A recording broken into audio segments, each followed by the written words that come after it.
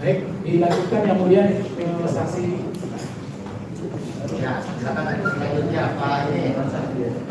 Bos Jamal sedang. Nah, silakan.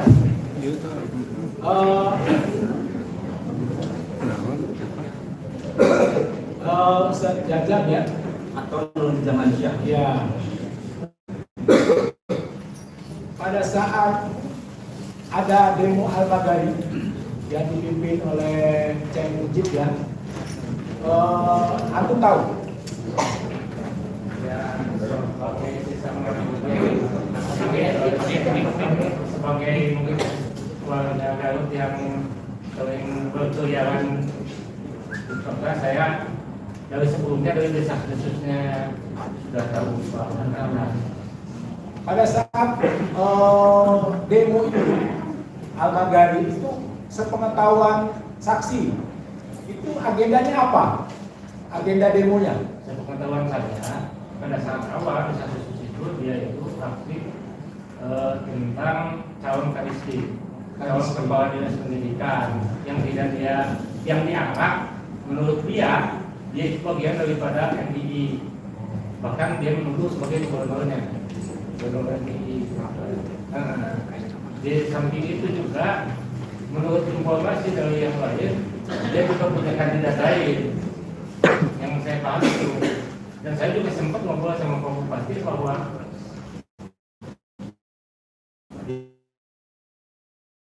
apakah saudara saksi itu terlibat langsung atau hanya tahu saja pada saat saya memantau saja. memantau ya?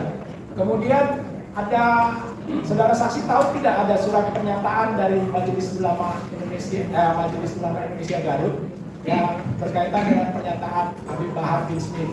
Yang saya tahu bukan surat pernyataan tapi video pendek kurang lebih beberapa menit lah.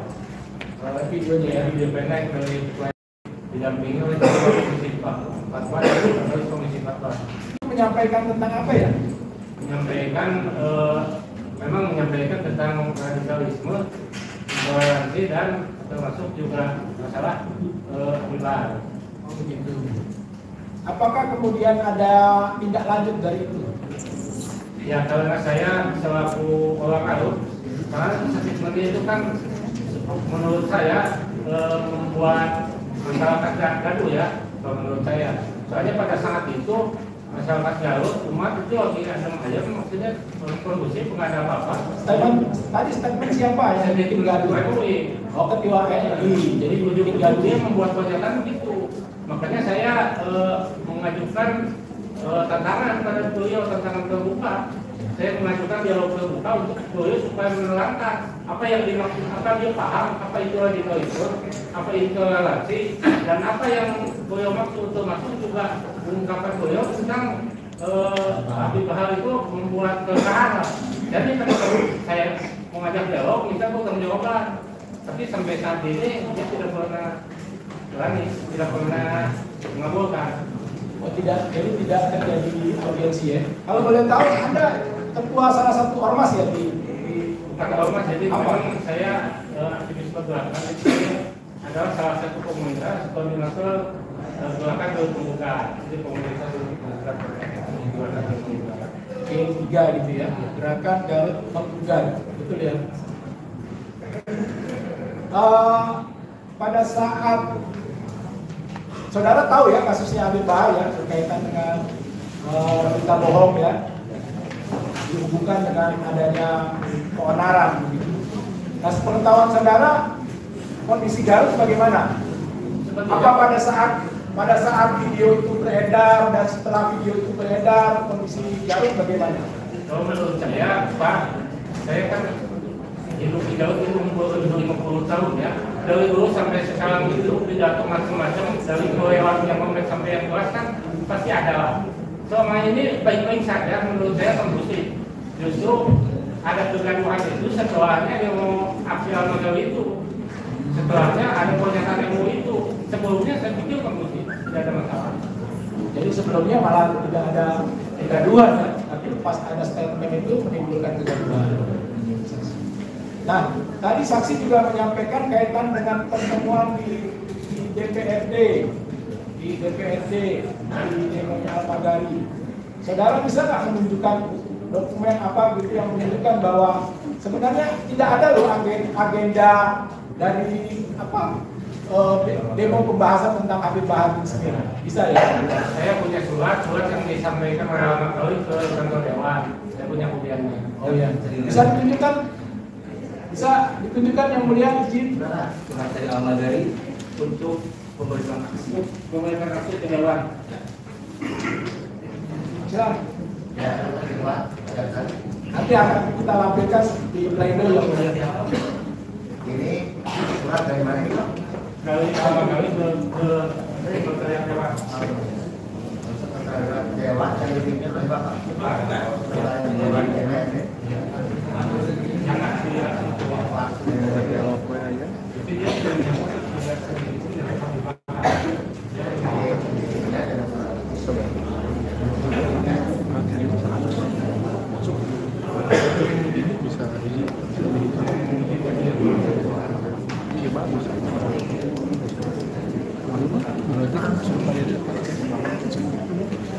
Ya, jadi saya jelaskan kemudian kemarin sempat dihadirkan Cek Mujib, yang mulia Cek Mujib adalah koordinator demo aksi, ya, yang kita membantah bahwa memang tidak ada agenda Habib Bahar.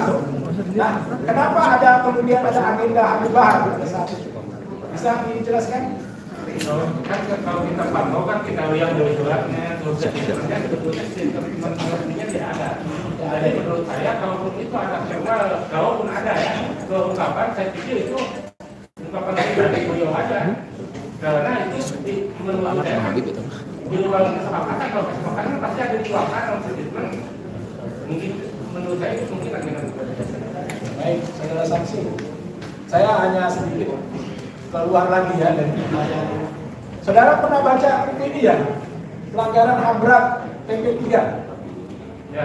Ya, ini kan kaitan dengan perkaranya Habib Bahar atas dugaan tindakan menyebar kebohongan. Nah, apakah saudara pernah baca ini? Pernah ya? Baca sekilas. Ya. Kalau menurut saksi, pembunuhan dan pembantaian yang seperti diungkapkan oleh Habib Bahar itu benar atau tidak? Benar menurut saya. Benar. Sepengetahuan saya di buku itu. Dari referensi buku ini ya. Salah satunya. Kalau dari media-media lain saksi pernah. Media sebelumnya dari H+1, H+2, H+3 juga kan kita sudah dapat bacaan berita. Kemudian berkaitan dengan Habib Rizik Sihab, saudara mengetahui bahwa Habib Rizik akibat ditahan di Polda saat itu akibat maulid atau akibat apa? Akibat maulid. Karena kan kalau tidak ada maulid berarti tidak mungkin ditahan. Dari saya cukup dulu yang mulia.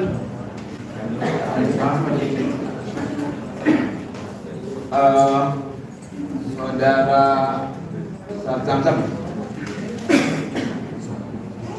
saya mau tampilkan majelis di layar supaya bisa. Tahu nggak Habib Bahar ini kenapa ditahan? Karena mungkin karena pelaporan dari mereka. Pelaporan dari siapa? Dari Mujib dan kawan-kawan. Mungkin. Kemudian kenapa? Tuduhan apa? Ya, sebenarnya yang saya tahu berita bohong. Berita bohong. Apa? Bisa dijelaskan nggak? Ya menurut sih intinya mereka menganggap bahwa ucapan Habib Bahar itu bohong. Bohong. Apa yang diucapkan bohong?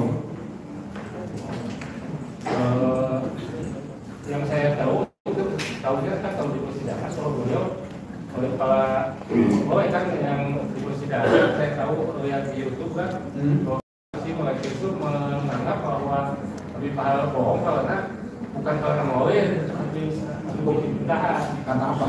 Tapi karena prokes kan gitu. Karena prokes. Saudara saksi pernah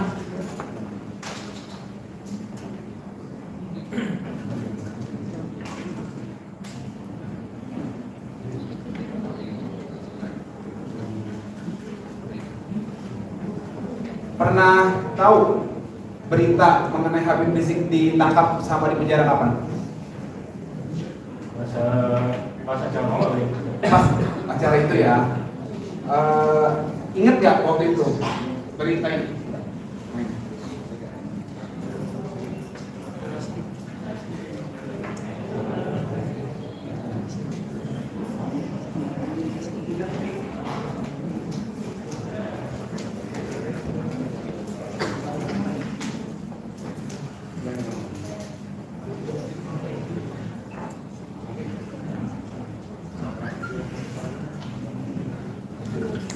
Tahu nggak ini?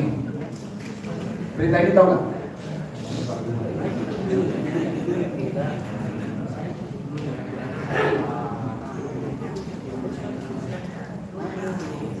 Nah ini, tahu nggak judul berita ini? Baru sekarang ya. Di situ jelasin tuh Habib Rizik resmi ditahan terkait kasus penghasutan kerumunan. Di bawah itu dijelaskan bahwa tanggal 8 Desember telah dilakukan gelar perkara, gitu kan? Kasus ini bermula ketika Habib Rizik pulang ke tanah air. Sepulang dari Arab Saudi, Habib Rizik menggelar acara Maulid, ya, pada hari Sabtu 14 November 2020. Tahu ya ini ya? Berita ini berarti habis itu saya tahu, cuma posisi berita ini saya lihat ya. Oh gitu.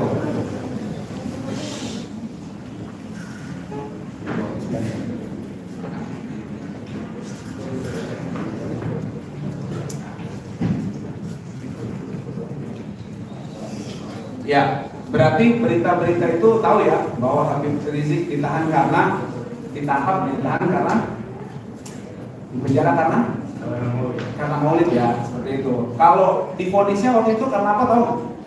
Karena itu kerumunan dan prokes divonisnya ya. Kemudian tahu soal KM 50 tadi ditanya sama saya, tahu ya? sedikit banyak memantau. Sedikit banyak tahu. Kenapa tuh soal KM 50? Ya menurut saya kan mereka itu kan kayak sejauh biasa lah, sedang biasa sedang mengawal Habib. Terus itu kan dapat berita mereka pasti sudah meninggal kan, dan kita juga memantau apa yang mereka bicarakan, apa chatting itu, apa voice note dia, misalkan kita juga memantau. Jadi ya saya menganggap pada saat itu hanya saya nggak beres, itu aja. oh gitu. Berarti ada yang nggak beres. Kenapa tuh mereka yang dibunuh itu kenapa? Saya tidak tahu. Nggak tahu ya. Mengapanya, cuma yang jelas boleh itu kalau ada mengawal Habib. Baik. Kemudian yang kedua, kan Habib Bahar itu dikatakan bohong, kemudian bohong itu menimbulkan keonaran, ya. Nah, di Garut sendiri onar nggak sih gara-gara Habib Bahar ceramah itu waktu yang di Batu itu? Nggak ada. Terus tadi sempat disinggung onarnya itu ramenya itu gara-gara kenapa malah? Saya juga tidak tahu itu kenapa menjadi mengarah karena soalnya yang saya tahu aksi yang ramai itu yang diwali itu sebetulnya pada saat awal memang tidak diperuntukkan untuk untuk Habib, untuk di Kawisma juga sebetulnya itu hanya muatan, karena yang saya tahu itu adalah urusan statistik yang saya tahu. Gitu. Cuma karena awal karena di perubahan tengah jalan isunya, jadi masalah di itu kan ini. Gitu. Itu kan bisa dibuka di media Pak, kita jadi perencanaan aktif yang saya tahu dari sejak bulan November itu sudah ada perencanaan aktif sudah disampaikan sudah ada, tapi nggak pernah ada tuh berita mengenai temanya itu adalah ininya Habib Bahar itu nggak pernah. Ada kan Bung Habib selamanya aja bulan Januari atau Desember dia dari November makanya sudah merencanakan aksi. Oh gitu. Ya, baik. Oke, dari tambah ya. Saudara saksi jam-jam. Saudara saksi nggak bedanya divonis dengan ditangkap? Coba diberikan penjelasan. Ditangkap itu seperti apa? Kalau divonis seperti apa? Ditangkap kan bisa pengamanan. Ya, sepengetahuan saudara. Bisa bahwa Habib Rizik ditahan karena kegiatan maulid atau ditangkap dan dipenjara karena kegiatan maulid. Menurut saudara itu bagaimana? Menurut saya tidak ada masalah. Sebetulnya Habib Rizik itu ditahan karena divonis. Bukan, maksud saya kan ungkapan begitu tidak salah. Saya ada logika begini, maaf ya Pak yang mulia. Ya. Kalau misalkan kita cerita nih si Udin meninggal gara-gara nonton PLC, Ya. apakah PLC mau dipersalahkan? Apakah ucapan itu salah? Padahal dia bukan karena nonton PLC, meninggalnya dia bisa jatuh dari tribun atau bisa ketabrak mobil, kan bisa aja. Tapi apakah pernyataan semacam itu bisa disalahkan? Kan tidak. Menurut saya. Baik, terima kasih. Jangan kali dilanjutkan sama yang lain. Terima kasih yang mulia, rekan jasa yang terhormat. Izin saksi masih Pak Jajang. Saksi termasuk dalam salah satu anggota MUI di Garut nggak? Tidak. Tidak. Baik. Saksi pernah tahu atau pernah menghadiri suatu ketika Habib Bahar berceramah di Garut? Pernah tahu? Karena hadir langsung, tapi saya tidak tahu tahun berapa, mungkin 2019 atau 2020 waktu dibayang mau tidak salah. Baik. Pernah tahu dan hadir langsung ya. Kemudian saksi tahu cara dan gaya berceramah Habib seperti itu. Sangat tahu. Sangat tahu. Menurut saksi, dengan gaya dan cara ceramah Habib seperti itu, apakah itu salah satu bentuk provokasi terhadap pengunjung atau masyarakat sekitarnya? Menurut saya sih, ya Bukan. Jadi bukan bentuk provokasi dari Habib ya. Kalau itu kan saya pikir setiap penceramah punya gaya masing-masing. Baik, baik. Makanya Jadi dari awal. ya. Baik, jadi menurut saksi bahwa itu bukan bentuk provokasi karena setiap penceramah punya gaya dan cara masing-masing. Baik, terima kasih. Kemudian saksi terdahulu Abdul Mujib ya pernah menyampaikan bahwa MUI pernah membuat semacam statement tentang adanya ceramah Habib. Nah, statement itu saksi tahu apa isinya? Tahu, videonya. Oh, ada isinya. Nah, menurut saksi, apakah statement Ketua MUI yang disampaikan oleh Abdul Mujib itu yang meresahkan warga masyarakat Garut atau ceramah Habib? Kalau menurut saya sih Statement Ketua MUI yang disampaikan oleh Abdul Mujib. dan yang saya tahu statement itu bukan hasil rapat paripurna dan bukan hasil musyawarah, itu statement pribadi. Baik, jadi statement itu dibuat bukan berdasarkan hasil rapat, tetapi merupakan statement pribadi, pernyataan pribadi. Ya, baik. Kemudian tadi tentang kegiatan Ahmad ya. Yang menurut saksi kegiatan tersebut adalah untuk melakukan penolakan terhadap Kadisdikduk Garut. Pada sangat awalnya desa khususnya dan saya juga baca di media juga Ya. seperti itu. Baik, baik, baik. Pada saat demo dilaksanakan, apakah memang demo itu menolak tentang Kadisdikduk Garut yang terindikasi dengan NID atau untuk menghujat ceramah Habib? Yang saya tahu memang ada bergeser lagi. Yang pertama yang isu dari awal itu masalah Kadisdik. Lalu ada teknisi lagi intoleran, tapi pas hari hanya Ya, Kadisdik, nama Kadisdik sudah hilang. Saya tidak tahu apa sudah hilang, tapi radikalisme dan intoleransinya masih ada. baik. Jadi nama Kadisdiknya hilang, cuman yang muncul akhirnya radikalisme dan intoleransi. Awal daripada tujuan demo itu tahu saksi bahwa itu untuk Kadisdik. Saya pertama saya desa, kedua memang saya baca di berita. Baca di berita. Baik. Terima kasih yang mulia, cukup ya. Silakan yang lainnya ada pertanyaan. Saya satu lagi yang mulia, maaf menegaskan saja. Kiai Alung tadi sudah tahu BAP-nya ya. Tadi kan sudah saya baca, sudah saya kasih pemahaman. Ini BAP dibuat ini dicabut atau tidak? Keterangannya? Cabut ya.